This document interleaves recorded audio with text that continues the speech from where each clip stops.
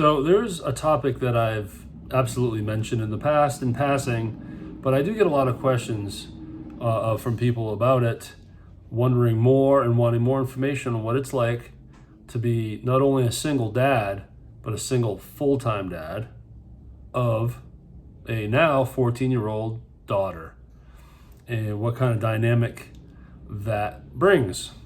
So, some context, and I'm not going to get into the nitty gritties here as to why I have full custody, but somewhere around November of 2020 is when things started working towards full custody. And a lot of reasons why, but it was necessary, and I wanted to do what I felt needed to happen. So, with that said, I became a full-time dad, and now it's official. I have her 26 days a month. I own a business. I work hard. I'm in a band, and I have a high school student as a daughter. So hands are full for sure. Now, in terms of being a dad full time, there's definitely a different dynamic. And I don't mean to be sexist here, but I don't think men are inherently designed to be the main caretaker. Now, I don't mean to insult other men. If you're a single dad out there and you feel like you're a rock star dad, you probably are. I try to be. So I'm not trying to hurt anyone's feelings here.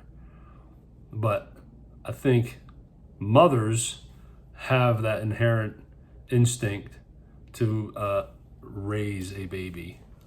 And I think are more strict on discipline too. The dads can be a little laid back and be like, whatever, and just roll it off. I'm a little bit of that, but also I definitely feel moments where I need to be strict, and I've had to get better at that and laying down some real boundaries. I struggled with my own boundaries through my entire adulthood. I mean, I'm 44 years old. It wasn't until 2-3 years ago that I finally had the spine to push people away and start boundaries. So if I didn't have any boundaries, it was hard for me to instill boundaries in my kid. That's different now. So we call it dad talks or daddy talks, where I lecture about how she needs to set boundaries, whether it be for school, some drama with other kids, whatever it may be. We are a family now that set boundaries. I certainly do. And it's helped me in many ways, even now in business, in my music world with bands. I set boundaries. You know, I make sure that I'm either A, not being taken advantage of, or I am available for my daughter on a scheduling purpose, because being on the road as a musician can take you away. And I've set some very clear boundaries to my band that when I cannot tour and when I can. So you're probably also wondering why, and I get this all the time, is, am I single? Why am I single? And I've always shied away from this one because it's I don't know. I can't really explain it.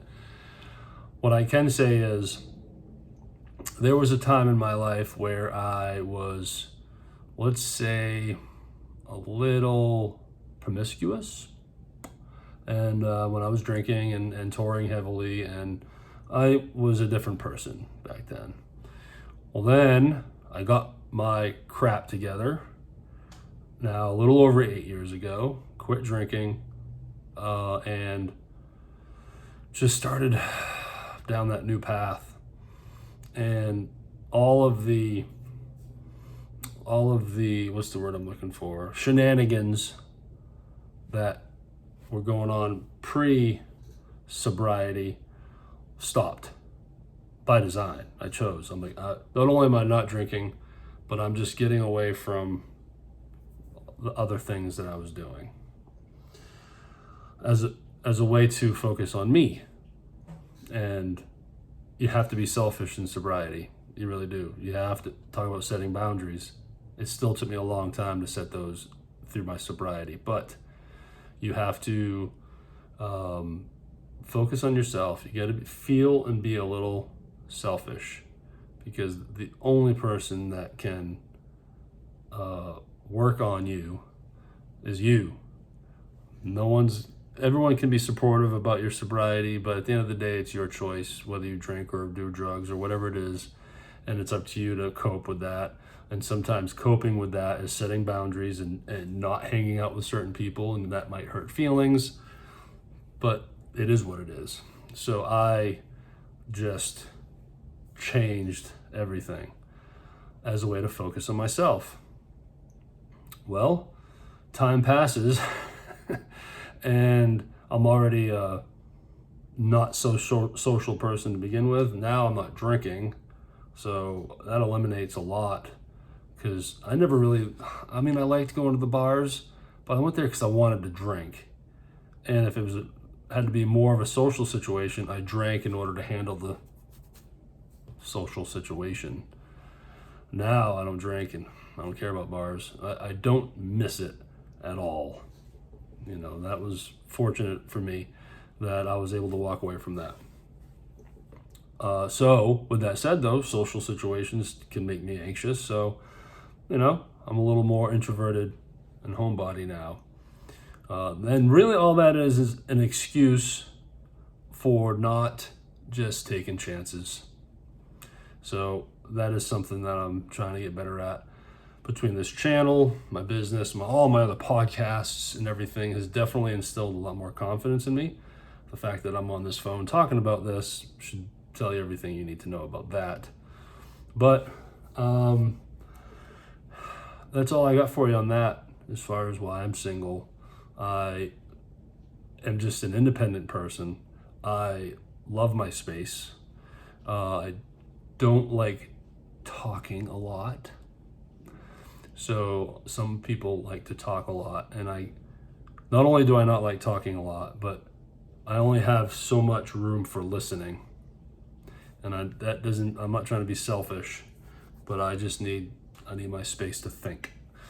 I work a ton, and I have a daughter that I tend to every day after school, and we have choir, and then we have another choir program called Choir Rio, and she has therapy classes, and then friends hanging out and football games, and just always trying to stay on top of things with her. So balancing all of that and then factoring in some of my social situation issues, then here I am, find myself alone.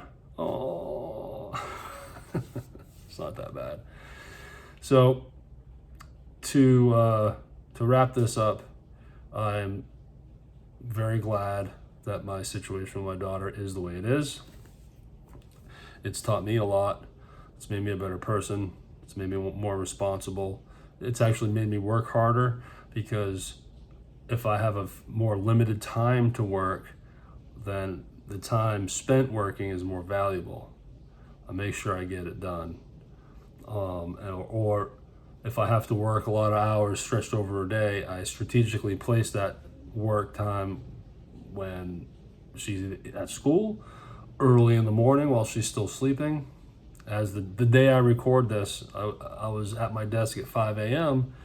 To get a good 90 minutes of work in before Skylar woke up. And that was my time to get it in. But because of that, I will be able to chill this afternoon and not be distant and either working in my new studio, which is a whole other new dynamic, or just squirreled away in my bedroom while she watches Netflix, although that happens a lot too.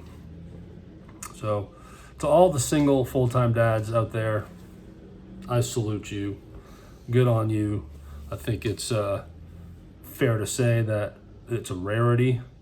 Typically the guy is the jerk face that doesn't stick around or whatever it may be.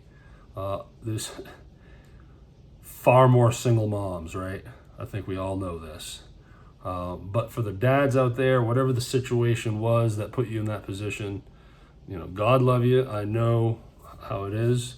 And you're doing awesome. Take care, y'all.